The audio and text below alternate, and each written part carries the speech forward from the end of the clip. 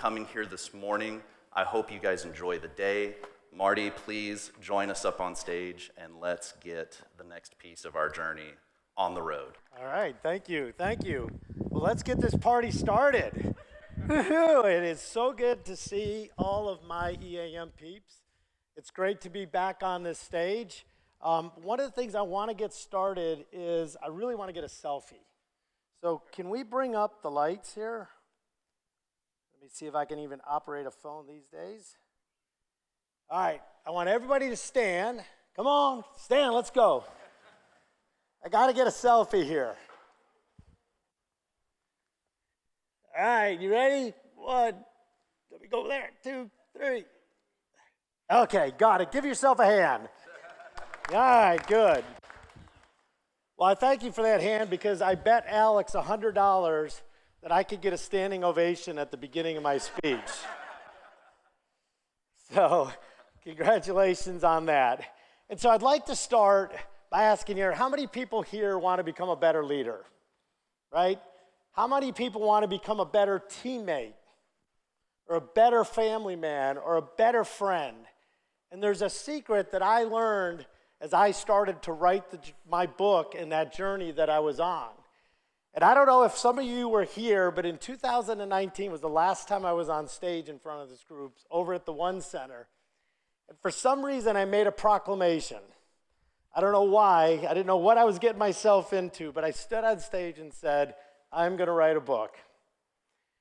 And that was what I said I was going to do. And the reason we do that, the reason we make proclamations, is because we know that if we're going to make it real, we got to tell people what to do. But I want to kind of start first with a story of that journey. And as every writer or aspiring writer wants to be, it always starts with you got to find a publisher. And so I searched out and I found a company called Scribe, and they're in Austin, Texas. And in Austin, Texas, they basically go for 2 days and they teach you how to write a book. And they teach you all the ins and outs of what you need to do. And the one thing I was so relieved is that grammar was not part of it. That was my Achilles heel. But this is a picture up here of me with a couple individuals. One is Tucker Max, not sure if you've ever heard of him or not. But the other guy on the left is a guy named Hal Gifford. He wrote a book called You Can't Hurt Me, David Goggins. So he was actually the writer of David Goggins. And they take you through that. And what I want to share with you today, because people always ask me, what does it take to write a book? And it's interesting because I learned 4 things when I started writing a book that I think helped me on my journey to leadership, but also the journey in life. And number 1, if you want to write a book, it starts with 250 words. Like if you want to write a book, 250 words a day, you've got to show up. The book is not going to write itself. And if you think about a book, it's about 50,000 words. So if you do the math, it's about 250 days. If you write Monday to Friday, it's a year. Now, to give you perspective, the book that's in your bag, I got a little overzealous. It's 75 or 76,000 words. And that was the thing. But when you want to write it, you got to show up. The second thing was intentionality. And as most of you know, it's one of my favorite words in anything that we do. We have to be intentional. But if you're going to write a book, you have to basically be intentional. You've got to pick a theme. You've got to understand what that title is, and that becomes your guiding light. The third thing is something called the lizard brain. And the lizard brain was made popular by a guy named Seth Godin in a book called Linchpin. And the lizard brain's that front of our brain that protects us. And it tells us to be safe, fight or flight. And what happens, though, is the lizard brain, in its protection, tells us things like, Marty, you're not good enough to write a book. You're not a writer. Nobody's going to read it. What if you fail? And what happens is, in that lizard brain, you start to basically not do things. And my guess is when I started talking about the 250 words and writing for a year, a lot of you lizard brains probably fired and said, I can't do that. And so if you're going to do anything great, you have to understand that the lizard brain, the part of our brain that keeps us safe, is going to tell us we can't, when in actuality we can. And the last thing, which to me is the most important thing, is commitment. Whenever we do something, we have to commit. We have to go all in. We have to stand on stage and say, I'm going to write a book. In the class, on the last day, right before we left, Tucker Max, who was the president of the company, had a stack of envelopes. And he walked around the room and he stuck out his hand and he said to each individual person, you commit to write your book. You think about that.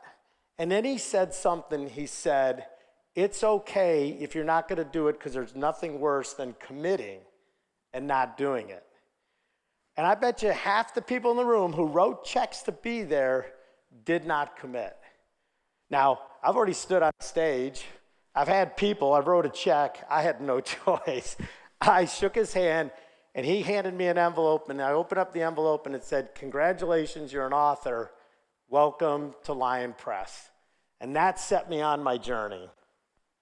And the key is when we think about what we're doing in anything we are with our EAM project, our leadership, is that commitment turns really goals into reality. It turns them into action. And if we don't commit, ultimately they just stay dreams. Now, I got to admit something, I had a problem.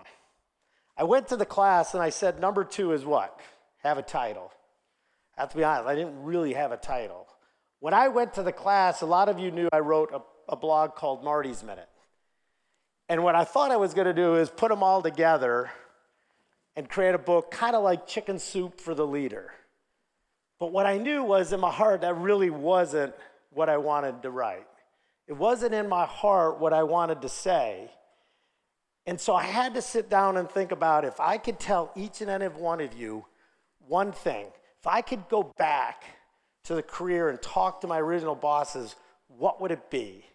And this became my rallying cry, you don't have to be an asshole to be a leader. That was the title of my book. It just came out of me. I'm like, I didn't know what else to say, but I'll be honest with you, I got tired of working for jerks. I got tired of it. I got tired of being belittled. I got tired of being ignored. And so when I thought about this and you look at what a leader is sometimes as leaders, we think our superpower is like being tough, being confident, being strong. And those are all good attributes.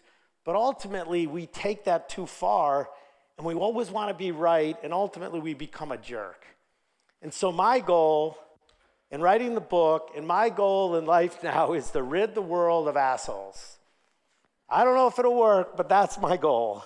Now, again, I was stuck because, life comes along, right? You start writing a book. I stood on stage. I go to do it. There was this thing called COVID hit.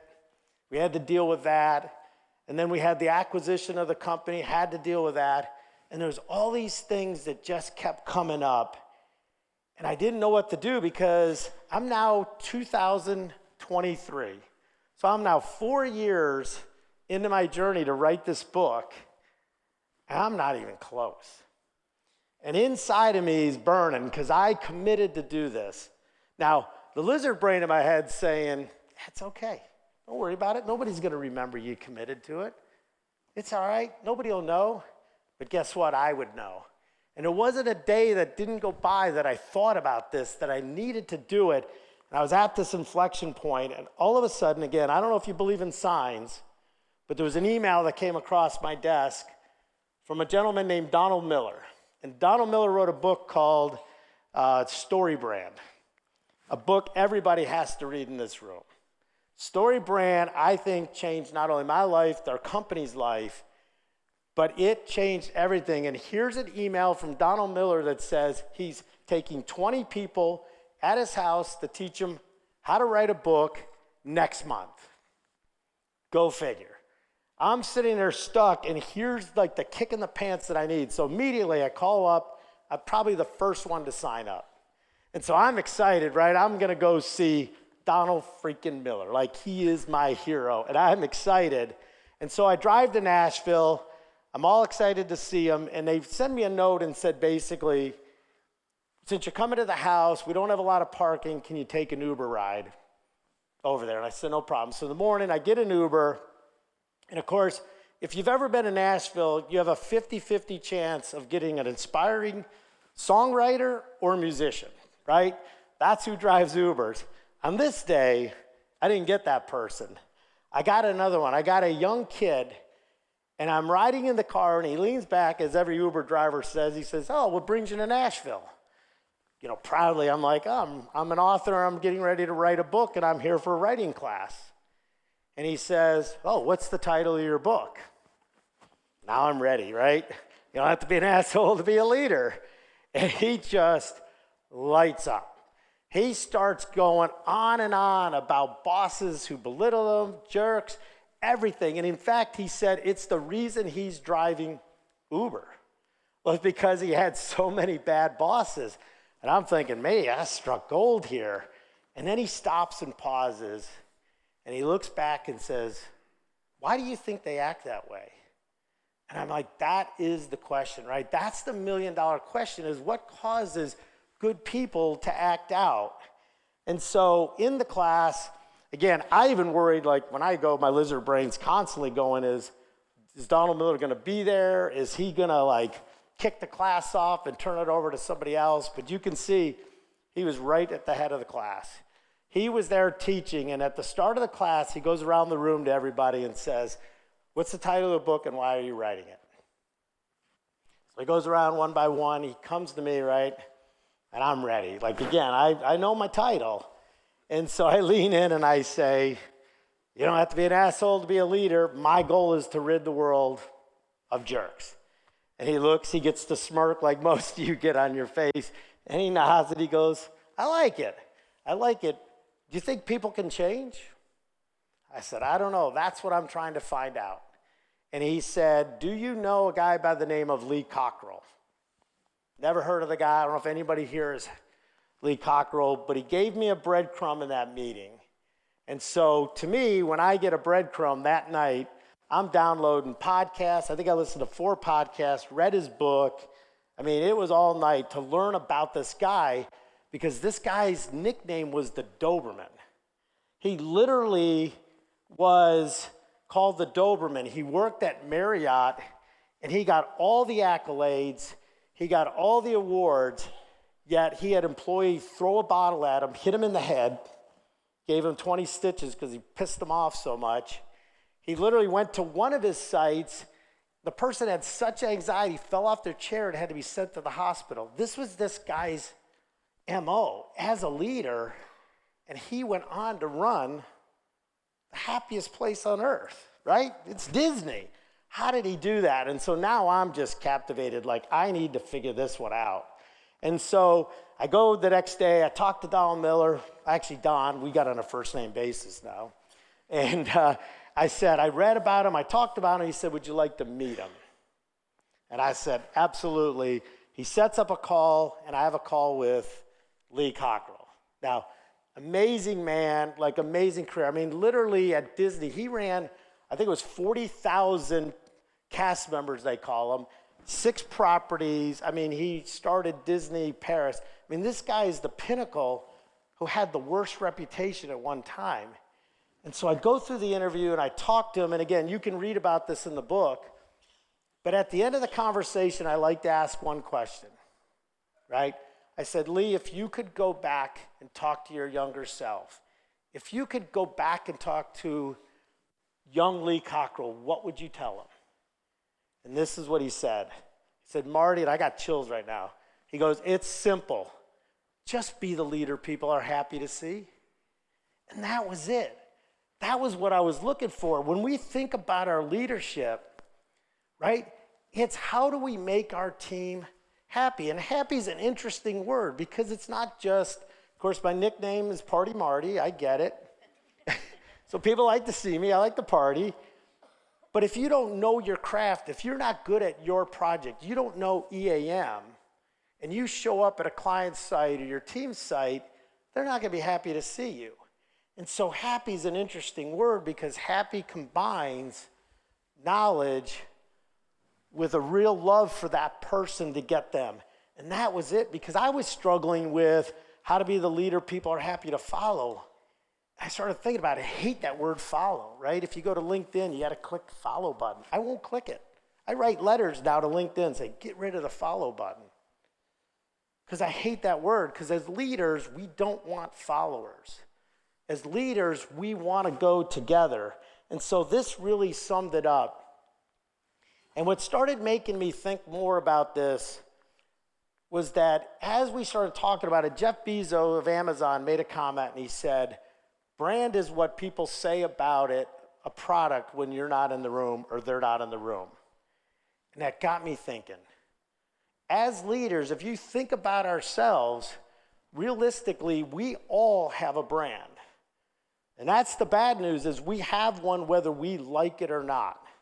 The only question is, how are we going to shape that? Now, I'm going to ask you to do something, and you probably won't have most speakers ask you, but if you've got a phone, take it out. Right? Take your phone out. And I want you to look at it, and I want you to think about, if your leader or boss calls you, do you want to answer that phone? If you have a teammate and they're calling you, do you want to answer? And if you think about that feeling in your gut, that's their leadership brand, right? That's the brand that they are portraying. And it really is as simple as that in what we do with our teams. Now, just like the Uber driver that carried on, I did a survey, and probably some of you in the audience probably participated years ago, may not have known it, but I asked, have you ever worked for a jerk, right? How many people have worked for a bad boss? Yeah, it's like 93%, right? And I asked the second question, what words would you use to describe that person, right? What words? If I said what words were that bad leader, you could see the list. I mean, all these words are probably going on in your head right now. And I'm sure this is just a sampling of the list, and you could go on and on. But in a bad leader, this became their brand. This is who they were. And then I asked the next question is, have you ever worked for a good leader? Who's worked for a good leader? Yeah, 92%. Everybody knows. And the beauty of it is we know what good and bad is. And when I asked, what are the words that you want to describe? Here's the list. And I mean, this is just an abbreviated list, but you know those words. You've thought about those words: vision, competent, trusting, teacher, coach. These are all great words. And I'm going to ask you a question, and this is not a trick question, but what list do you want to be on? What list do you want your brand to be? And somehow you'd say it's a trick question, but guess what? We just said 93% of us have all worked for that person. And so it exists. And that's the challenge that I think we have each and every day as leaders, is that if we want to become the leader people are happy to see, we have to shape our brand. We have to do that. And so one of the things that I got into is I started realizing what causes good people to be bad leaders. And I used the phrase, how do we make the unconscious conscious? And what that means is we go through life not even thinking about it. And my guess is nobody really thought about their brand, maybe until you read my book or until I started talking about it. But if you think about, why do we write goals down? If we have goals, we write them down. Writing them down doesn't do anything to help you get there. What it does do is it makes the unconscious conscious. We start writing goals, we put them on our mirrors, we start putting them places. I contend that if you want to be a great leader, you need to start thinking about what words you want said about you, because that is what's going to dictate your success or not. And the question is, when you call your teammates, do they want to answer the phone? And that's the hard one to actually answer. Now, Arianna Huffington made a quote, and I thought, and I just love this quote, is, we may not be able to witness our eulogy, but we're writing it every day. right? On our last day, when we live our lives like we want to be remembered, we're structuring it every day. And if we are not conscious of how we're being perceived, of how we're acting, that's where the difference is. And so what I'd like to do and challenge everybody here is over the next couple of days, write down your 3 words. I have exercises in the book, but I challenge people to take time to write those words down. Because when you start to make them conscious, that's when you start to act that way. Because a lot of times, and I'm so guilty of this, is at times we just react, right? We get in a situation and we react. And then we go back, oh, I shouldn't have done that. But it's okay. We're going to do that. But if we know every day, these are the words that I want to be as a leader. I want to be a coach. I want to be a learned leader. I want to be a teacher. If those become in your brand, then everything you're going to do in your life is going to get there. And at some point in time, the next question is going to be, what do you think other people say about you? Because it's easy to say what I want. The question is, what do other people want? And if those lists are aligned, congratulations, because you're probably a liar. No, I'm just kidding. But if they're aligned, then you're living your brand, like you're living your best life. But if they're not aligned, then we can start to work on it, and that's the good news. And so in the book, you'll see on the cover, I think there's 5 keys. And these are really things that I dug deep to say, what is it that is going to help shape brands? And these are the 5 keys that I live by, that I think each and every one of you is. Number 1, and this came from Story Brand, as a leader, remember, guess what? You are not the hero of the story. As Alex said, be the guide. And if you think about every great story, and once you read Story Brand, it ruins every movie because you know who the villain is, you know who the hero is, you know the guide. But if you think about Star Wars, right, who was the hero?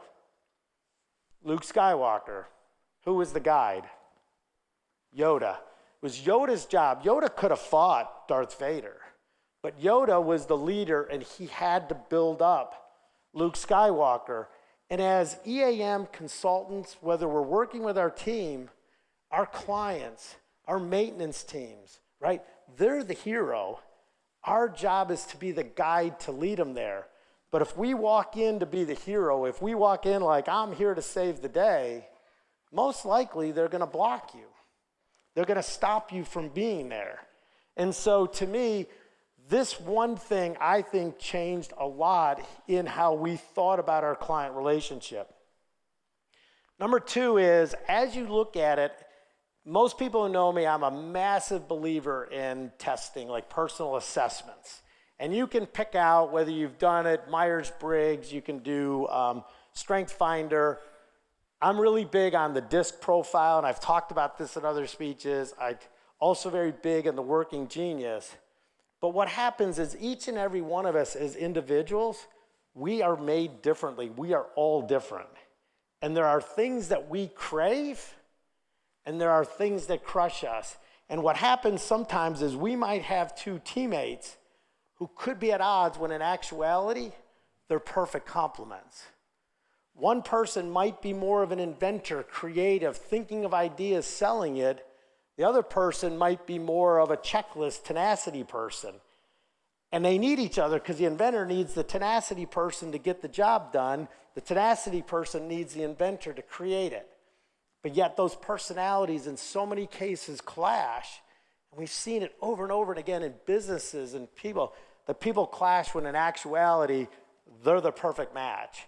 And so to me, you'll read about this, but spend time understanding it.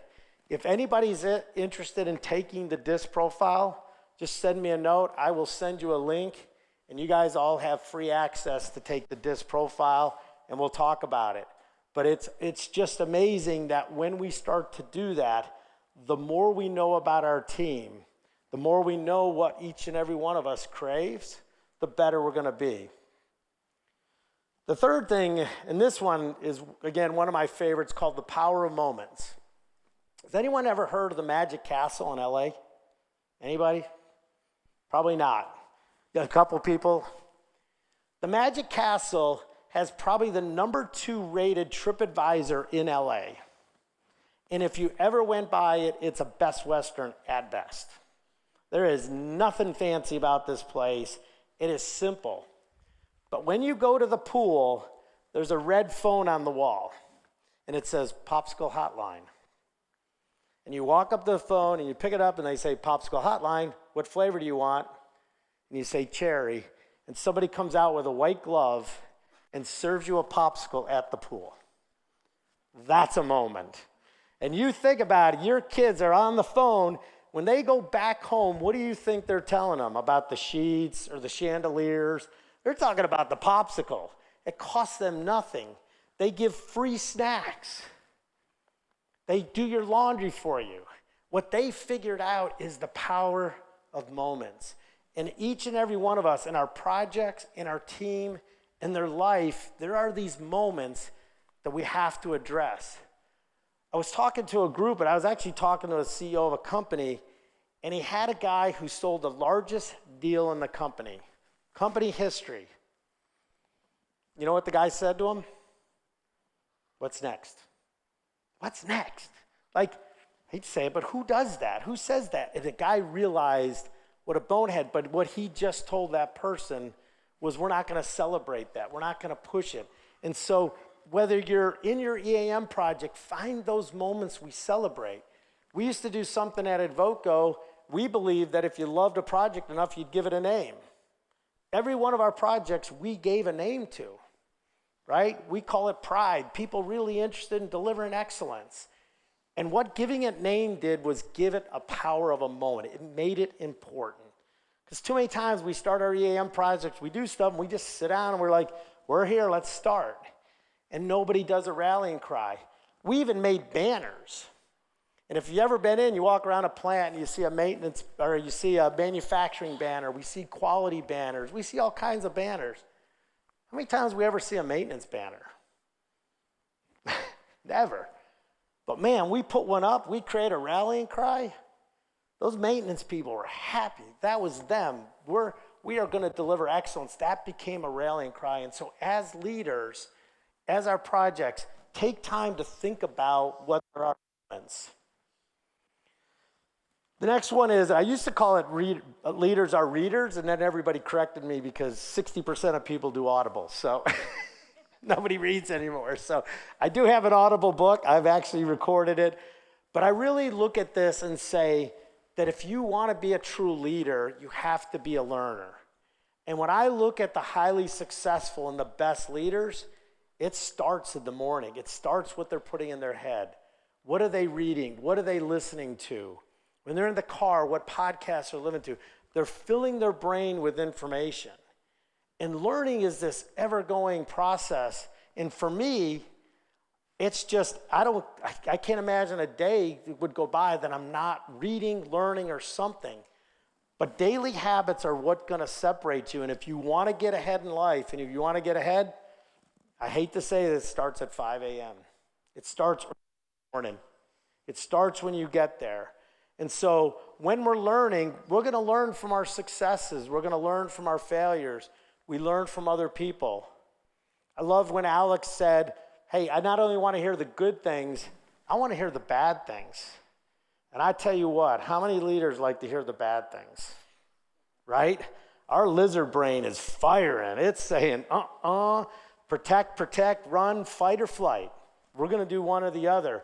But when we understand that piece and we can drop it, we can become the learner. And lastly, the fifth key is each and every day, we have to just be better. And if you think about a weightlifter, and I heard the CEO of Airbnb speaking, and he was a big bodybuilder, and he was talking about lifting weights. And if you think about lifting weights, there's never a day where you said, I made it, right? There's never a day. When you're lifting or you're exercising, it's an ongoing process. It's eternal. And that's the way we need to be as leaders each and every day, is figuring out how do we just get better every day. Truett Cathy, the CEO of Chick-fil-A, was sitting at a table when Chick-fil-A was small, and there was something called Boston Markets was coming on. Some of you Boston Chicken was around. You might know this place. But in that, they were sitting around, and everybody was like worried about Boston Market this, Boston Market that, competitors this, McDonald's getting into chicken, Burger King's getting into chicken. And he just sat there, and finally, Stuart Cathy had enough. He pounds his fist on the table, and he says, look, if we just get better every day, our customers will demand that we get bigger. And that's what we are as leaders. That's what we are as organizations. If we just get better as an organization, as ourselves, our customers, our maintenance teams, right? They're gonna wanna do more. And what's great about conferences like this, it's great about spending time, is that you do that. And so each and every day, don't think about a finite game, don't think about a milestone, but in the leadership game, just be better every day. And I saw a quote, and people said, champions are made when no one's looking. Well, guess what? Leadership is made when everyone's looking. And that's the hardest part about leadership. It is done in the open. And how we handle our teams and how we do that is important. And so I think as I start to bring this to an end, if you think about leadership and the story of writing the book, they're very tied together, right? As leaders, we have to show up for our team. We have to be there. We have to be intentional in whatever we do. We have to think through why we're doing things. We have to fight the lizard brain, because I know we've been in meetings over and over again, and we say, this, we've already tried this, or this can't be done, or, who's going to want that? Sometimes we just have to be open, and as leaders, we have to embrace uncertainty, because sometimes we just don't know. We don't know what tomorrow is going to bring, and so embrace that. And lastly, commit to be a better leader. Take the time to write down what you believe your brand, what you want it to be, and when you write it down, it will happen. Now, most people are thinking, what happened to the title of the book? I know what's going on. You said it was, you don't have to be an asshole leader, but that's not the book that you have. And so I got ready to get it published. I had the manuscript. I'm getting the artwork designed. And as our spouses normally do, she says, you're not using that title, are you? And I'm thinking, yeah, everybody loves it. She's like, no. And she's like, I hate that word. You cannot use that word. And I even talked to my pastor, and I said, he even likes it. And she says, I don't care. When they Google asshole, your face is going to show up.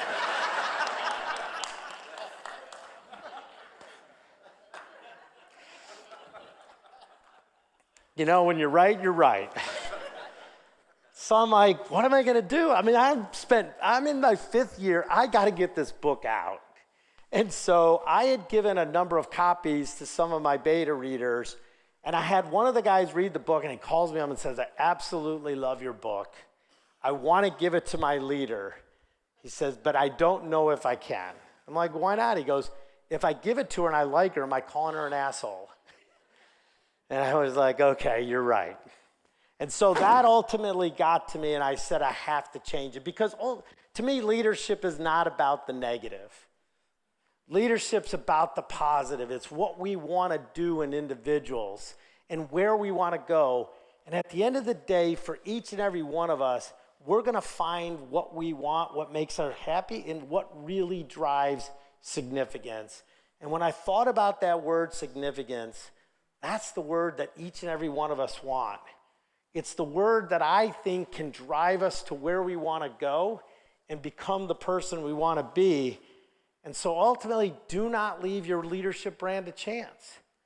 Make the unconscious conscious, and when you do, I believe you'll become the leader people are happy to see. Thank you very much.